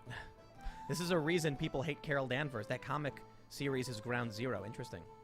Booker DeWitt says, I miss your conversations with Lydia. She is very level and smart. Oh, thanks. Booker More Catch. Lydia. Oh, Do you guys yeah. know that reference? No. Booker Catch. The person who commented knows that reference. Brian, it's Bioshock Infinity. Oh, I was gonna say super chat. You get an inside joke with Tim. That's pretty cool, Absolutely. yeah. Brian O'Connor says, Tim, running away from a public role for St. Ambrose, the teacher of St. Augustine, he ran, was barricaded itself in his buddy's house, and was still made bishop. Could you imagine? You're Wow. president. Get over here. No, I don't want to be president. This Do you know what demarchy is? It's like jury duty, but for politics. Oh, okay. Like one day you'll get like a letter in the mail, and it'll be like, oh, I got Congress duty. What I would feel like. Oh, and you gotta go in and go to Congress, and you're like, what's the bill? There's pros and there's cons to it. The idea is that very short terms and bills voted on by randomly selected individuals, they would be scared to go against the will of the people. In that they're not going to cut deals for themselves because they're not there for that long. There's no benefits. So if they're like, we're going to make it so that this corporation gets a direct benefit that hurts people and allows them to dump waste, they're going to be like, I'm not doing that.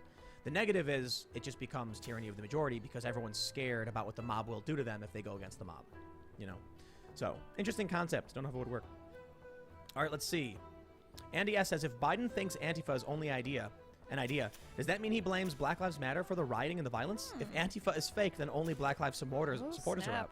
That's interesting. No, they think it's the right-wing Nazi white Right. supremacists. By the way, white supremacy, just an idea. Yes. It's just not an idea. organization. It's true. In fact, Good point. it's actually an accurate statement. Technically correct. Yeah. White supremacy is an idea. It is not an organization. Ergo, there's nothing you can do about it. I mean, yeah. Biden said so. Yep. And that's why when they're like Antifa doesn't exist, it's like right, but it's an authoritarian sect, cell-based group of people. I have a handbook that says Antifa Handbook. I was doxxed by a woman who called herself the leader of the DC Antifa cell, flying a flag that says Antifa on it, and then I see in I DC think Black you can Lives win Matter this thing. battling with Antifa on a street painted with Black Lives Matter, with a Black Lives Matter banner hanging from the buildings as they bang war drums and go to war. And you're going to tell me it's not real? There's a handbook, dude. And so the craziest thing about that is when I talk to my friends in the suburbs and they're like, the riots are freaking me out, and Joe Biden said it's not real, I can't imagine how many millennial middle-aged people saw that and went, what? You I've got kidding some me? fresh recruits for Because you. they went to the suburbs, man. The riots did. And I remember when they were like, the Antifa's not coming to the suburbs, Trump is lying, and then they did. What do you think about this? In 2016, there was the what do you call them? Silent Trump voter, right? Yeah. Like the Secret Trump voters. Secret Trump voter.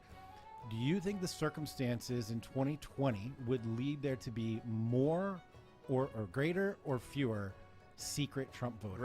Greater. Yeah. Boom. So who cares if the polls say what they are? Add It's 3 true. points. It's true, but I'll tell you what, man. Don't get complacent. Yeah. I'm They're working gonna- every day, Tim. They are dumping dump trucks full of caltrops before you in the polling station, and you better be prepared to walk through covered in with your bloody feet if you really want to make sure this happens, because they're cheating, bro. I'm just mailing in my 6 ballots to 4 different Oh. jurisdictions. Don't and I'm even good to joke go. about it. They'll come. Sorry, but that's what's going to happen. We've already saw what with Project Veritas and the Ilhan Omar Like stuff where and you're all going that. with The this. dude bragging about collecting ballots and they're blank and they're paying people and all that stuff. Would you suggest people vote in person? I don't know. Why not? Yeah, of course. I'm just saying I don't know what's going to work. Oh, I think 100% Trump where you're going voters with this. get out, go to the polls, forget the mail-in absentee crap, go down, pull the trigger pull the lever in the voting booth, and make sure it counts, and make sure it's there, and make sure your chat is hanging the right way, and make sure you get everything all lined up, and make sure it's all done and proper, and you get it done. Go to the polls. Yep. Do not send them in. Personal Go to the responsibility. polls. Do it. They're gonna find. We're gonna find them all. Excited. And they're telling us it's gonna happen. Trump's gonna landslide an election, and then a week later, Biden. That'll be money. Okay, so let's what is the margin of error on election night? Small enough, if Trump wins, small enough that will lead to an ongoing litigation battle. 80 million. Oh, it's so 80 million to 80 million mail-in ballots are expected, which means unless Trump wins with a greater gap than that, or at least half of that, 40 million. But a lot of them got mailed out Yeah. 3 weeks ago. the issue is there's no reasonable number. There's none. If Trump wins with a 10-point lead, they're going to be like, yeah, but that makes sense because 40 million Democrats have just mailed their ballots in. We got to wait a week. Yep. 120 some million people voted last time. What was it? Let's see. It was like 63 to 60 million. 128 or something. Yeah, something Yeah. like that. So the tally this year is going to be like 350 million votes. So, It depends. What needs to happen is if Trump wins 65 million votes on election night and Joe Biden gets 50, there's no way Joe Biden can win. But the interesting thing is Nate Silver said that Joe Biden needs to win on election night by 5% or more. Otherwise, he could still lose. Or his polling average needs to be higher than 5%. I don't know. I don't know what we can expect. You know, it's incredible to me that we've spent the last 2 years talking about this stuff. Like, this is what people are obsessed with in the world today, is what's going to happen in 2 years. And it's going to go on for 2 more years, and then people are going to be talking about it again for 2 years straight. TV shows are built around it. Bucket markets of economy are built around just this one thing. You said bucket, right? I said bucket. bucket, yeah. We're good. The bucket. And that something's wrong that this is such a big deal. It just Dude. Trump won because people hated Hillary, because people wanted change, because people hate the establishment. And a lot of people like what Trump was doing, and they're desperate. So they're pulling out every stop, dude. They're just screaming and hitting every button and banging and just like everything they got. Every fake story. I love it. I covered this in one of my segments. Name a voting demographic. Elderly. Oh, Trump insulted them. Christians. Trump insulted them. Soldiers. Trump insulted them. Latinos. Black voters. All of them. Trump insulted every single one. Women. Trump insulted them. There's a story for every single one. Spaghetti at the Wait, wall. did he insult tall, handsome white guys that are 44 years old? No. He is not. but he's about to. I'm good. I'm still voting for Trump. I'm just imagining. Check this out. I'm imagining like there's like Trump is sitting in a room with a cigar and he goes, "So the soldiers, losers, Christians, dumb. Suckers. Yeah. Where did that come Yeah. from? That he Women, called the losers. troops losers. Yeah. Oh, what was the story? He's just sitting there rattling off a list like they're losers, they're losers. Is he like looking at pictures of voters? Losers. It's ridiculous. It's not happening. Yeah. Trump is not sitting around just complaining about all these I different think groups all the the time. genesis of the criticism of the military was in him saying that there's all these generals just waiting to get a payday from the defense contractors, and that's all they want to do. And then they jumped on him for that, and then the next day I see like I think it was Mike Cernovich tweeted out like 50 screen caps of all these generals who the first thing they did was go to the defense contractors and take very fat, big contracts and make tons of money. It's an actual true thing. Look, Trump has been at war with the generals, right? The generals wanted to go to war. The generals want to be in Afghanistan. The generals want to continue dropping bombs. He is in tandem with the soldiers. He is with the soldiers, and they're together against the generals who want this war for money and for whatever reason because they bomb It's stuff. what they It's know how to do. Yeah. Right. So there is legitimate criticism to be had of the military leadership in some places, and we saw him go through Mattis, we saw him go through McMaster, and we saw there was one other, and then even though he's not military, but. Gosh, I can't remember the national security guy, Bolden, that they came in and got rid of. They all wanted to go to war, and he didn't, and that's why they.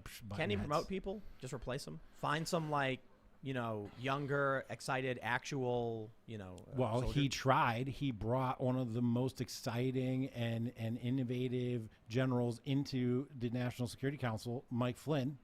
That's right. Yeah. And because Mike Flynn represented such a threat to the military establishment and ongoing perpetual war, and he understands fourth generation war and understands the conflict we're in, they had to get rid of him. He knew too much. Flynn And knew they did too it. much, and they're still doing it. And you can't. I would advise Trump to be careful with like firing or demoting generals, because that's when the military would stage a coup. Yeah, you gotta have support of the troops. You gotta No, be careful not he- to he- anger the oligarchy of the military. They're trying to stop him from making those moves. But, well, we are a little bit over, but I think we'll, we're gonna wind up. So you wanna shout out your socials and your show and stuff like that? I would love to do that. Jack Murphy Live on Twitter. Follow me there. Jack Murphy Live on YouTube, but not all my podcasts and video content there as well. Subscribe to the podcast. I've got great guests coming up. Alexander Dugin coming up. He is an advisor to Putin. Wow. I have snap. recently had on Michael Anton, who was also on National Security Council and an advisor to Trump. Darren Beatty, same. I've had him on as well. So those are the kind of guests we've got coming up on Jack Murphy Live. JackMurphyLive.com is the website. Liminal-order is the group. Masculinity, sovereignty, brotherhood. 3 core values. If you like that, come check us out. Right on. And you can follow me on Twitter, Instagram, Parler at Timcast. Subscribe to this channel. And you can check out youtube.com/Timcast and youtube.com/TimcastNews, my other channels. I just basically post a segment every single hour of the day, except for like 5 p.m. But yeah, subscribe, check them out. And of course, you can follow Ian. Hey, and you can also ding this bell. After you subscribe to this channel, hit the notification bell, because you'll be more likely And to share get it. and share. Share this video. Yes, do that. And, Share it and on tweet. retweet it and like it. And share And the Tim love. when Tim says that he puts out a video every hour, every day, he does. Tim's one of the hardest working guys that I know out here. Props to you on the Thanks, grind, man. Tim. I'm just trying not to be bored. That's what you said to me. I Yeah. can't Inspires believe me it. to carry boxes, man. It's true, yeah. Every box I Lots carry, I of feel boxes like for I'm you to carry. contributing to the cause. Right on. Yeah. And you can follow at Sour Patch Lids. Yes, I'm here as well. She's blowing Follow up. me. You're like into 40, 50,000s now on Twitter. I'm watching you. I'm getting close. I'm about to 45K. There you I don't know go. why people That's follow me. Sour Patch LYDS. Correct. Yeah, so we'll be back tomorrow. We used to announce the guests, but then we had like 2 cancellations, and I'm like, that's so disappointing for people. I can't do that. So we have top secret guests coming, more than one. Ooh, yes. So it should be fun. We can do that thing on election night. Oh yeah. That will definitely do. So, but should we hold off on announcing the plan? No, we I'll- should tease it.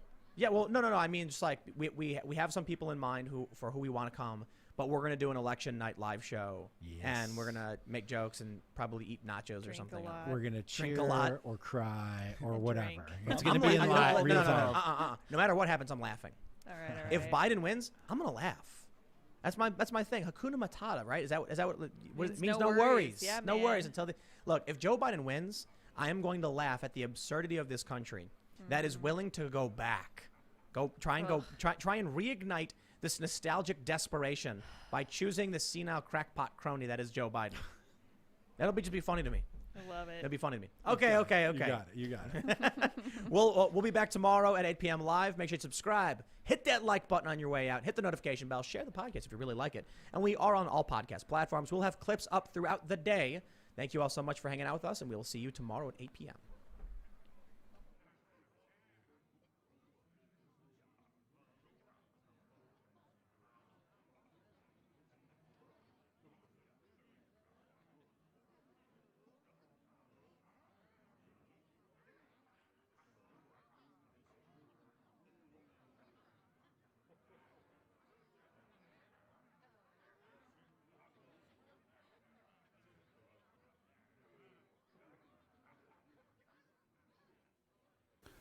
Five, four, three. Dos, uno. Come on, TriCaster. Live? Yes. All right. We're live, ladies and gentlemen. To my left, Tim Pool. Everybody knows and loves him.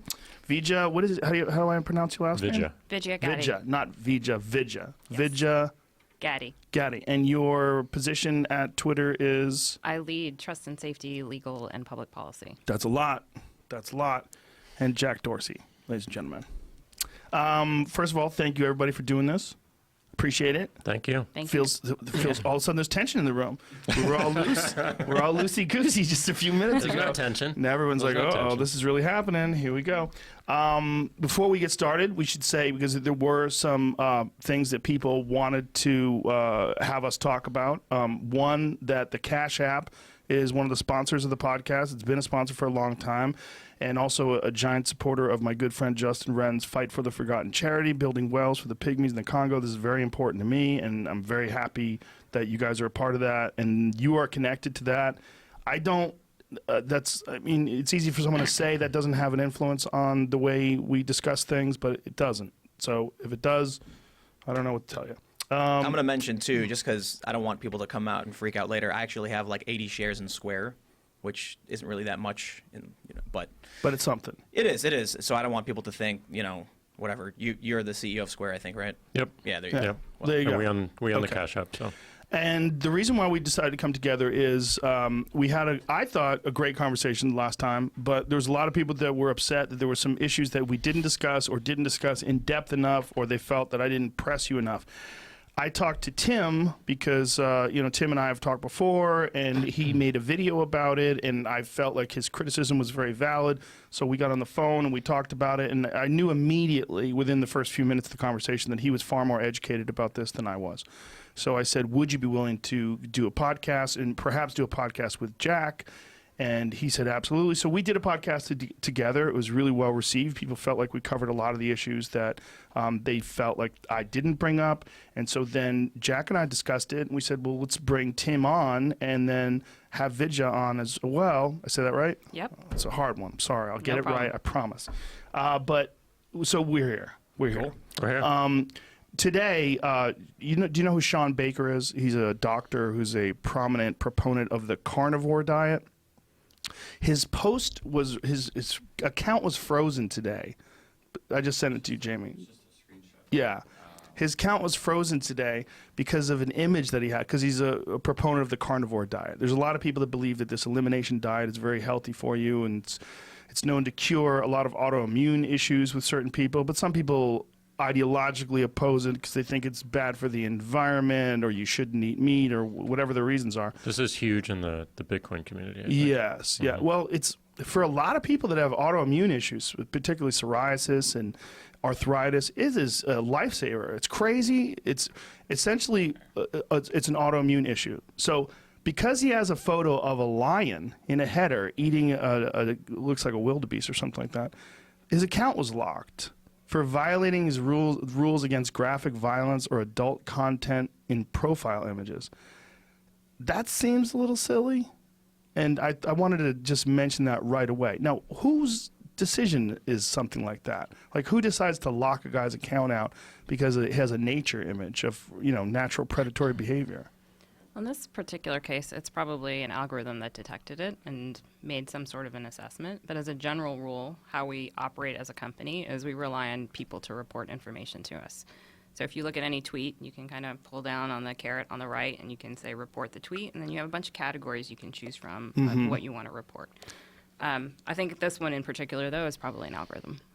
So how does he have the option to protest that or to ask someone to review it? Absolutely. And I'm guessing that people are already reviewing it, but there's a choice to appeal any action, and that would go to a human to make sure that it is actually a violation of the rules, or in this case, if it's not, then it would be removed. Is that a violation of the rules? That image? I don't think so. I don't think that that would be what we're trying to capture in terms of graphic images in an avatar. It's more about violence towards humans, unless it was some sort of cruelty depicting animals or something like that. But this seems not the intention of the rule. Does this one of the reasons why I wanted to bring this up immediately? Does this highlight a flaw in the system in that people can target an individual? Because with him, like I said, he's a doctor and a proponent of this carnivore diet, but he's also ruthless in his condemnation and mocking of vegans. He does it all the time. And so then they get upset at him, and they can target posts and just report them en masse. And when they do that, then this becomes an issue. I think this does reveal part of, the challenges that we face as a global platform at scale. In this, I don't know what happened in this case, so it's hard for me to talk about it. But what I would say is that it doesn't really matter if one person reports it or 10,000 people report it. Like, we're going to review the reports and we're going to make an assessment, and we're never going to, kick someone off the platform finally and forever without a person taking a look and making sure that it's an actual violation of the rules. Right. Okay. So, but the mob reporting behavior does happen. Yeah, it does. It happens across the spectrum. I'd have to assume it's going to be one direction. I can't imagine he would target vegans, but vegans would target him, right? Well, he might. I mean, he doesn't. But is he the kind of guy who's going to want to report vegans and get them banned from Twitter, or is he going to want to make fun of them? He's going to make fun of them. Yeah. They're going to target him to try and get him removed by exploiting the system that you guys have. It may not be him, though. It could also be his followers. It's a really complicated world out there, so you don't. The motivations of why people mob report are different, and it's not always under someone's control. It could even be other carnivore diet proponents who are just jerks who don't like him because he's getting all the love. People are weird. Yeah, but it's just true. The idea, though, is that it does kind of highlight a bit of a flaw in that it's good that someone can, like, 'cause you might see something awful, someone doxing someone or something like that, and then you can take that and report it, and then people can see it and get rid of it and minimize the damage that's done. Well, there's another big problem here, in that, is the carnivore diet legitimately healthy? Is it a threat to your health? And if it is what is Twitter's responsibility in controlling that information? Right. So just to clarify, my opinion is, if he wants to be a proponent for the carnivore diet, let him. But you've got people on YouTube who are being deranked for certain beliefs about certain health issues that I don't agree with.